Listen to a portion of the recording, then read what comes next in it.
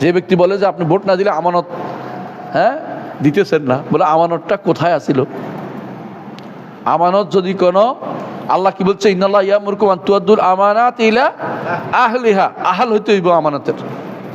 যে আমানতের আহাল না তারা আমানত দিলে, ইজা উসসাদাল আমরু ইলা গায়রি আহলিহি ফান্তাজিরিস সাআ, কিয়ামত কায়েম, এটা কিয়ামতের পত্র বিষয় আবিষ্কার করতেছেন যখন তো যোগ্য না।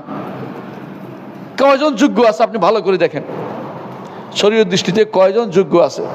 সবাই শরীয়তে ভোট পেতে পারে না। আপনার গণতান্ত্রিক নিয়মে সবাই ভোট পেতে পারে, বুঝলেন কি না? যে শরিয়া মানে না সেও ভোট পায়, যে ফাইটে যায় গান গায় সেও ভোট পায়, আউযুবিল্লাহ। যে শয়তান সেও ভোট পাচ্ছে, হয়তো অদূর ভবিষ্যতে আবুলরাও ভোট পাই লইব। আবুল ফাউলরাও দেখবেন যে কেউ ভোট দিয়ে দিচ্ছে। কোন ধরনের ভোট এগুলি? কে দিব? কিভাবে জায়েজ হয়?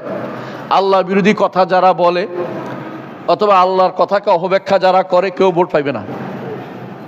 দুই গোষ্ঠী আমাদের মধ্যে আছে, আল্লাহর কথাকে অপব্যাখ্যা করে নিজেদের মন মতো করে সাজিয়ে নিচ্ছে, রসুলের কথাকে অপব্যাখ্যা করে নিজের মন মতো সাজিয়ে নিচ্ছে। আবার আরেক গোষ্ঠী সরাসরি আল্লাহর বিরুদ্ধে চলতেছে, আবার ভোটের জন্য আপনার কাছে আসে। কেন আসে? ইমানদার হিসেবে আসে না, দেশের নাগরিক হিসেবে আসে। ওই দেশের নাগরিক হিসেবে ভোট দিবেন না, ইমান দায়িত্ব হিসেবে দিবেন যে ভোট পাবে তাকে। অধিকাংশ কেন বললাম? আবার না কেউ আমার নামে কেস করে, এই জন্য অধিকাংশ। যদিও এটা 99% আব্দুল্লাহ জাহাঙ্গীর মতো বলতে হয়, এরা বেশিরভাগই ইমান শুদ্ধ নাই, এদের ইমান শুদ্ধ নাই।